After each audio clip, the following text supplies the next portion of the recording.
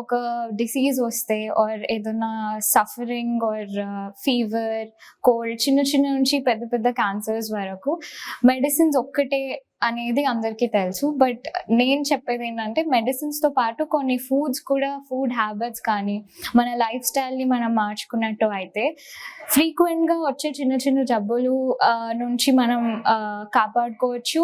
ఇంకా పెద్ద పెద్ద జబ్బులు వచ్చినవి with in a certain period of time, like మన డయాబెటీస్ కావచ్చు, hypothyroid, all the endocrine diseases నుంచి మనం ఆటో ఇమ్యూన్ డిసీజెస్ కానీ ఆర్ చిన్న చిన్న హెయిర్ ఫాల్ నుంచి frequent fevers రావడం or liver, kidney or cardiac diseases ఏవి అయినా it can be treated along with medicines and food and little bit of lifestyle changes on our daily basis.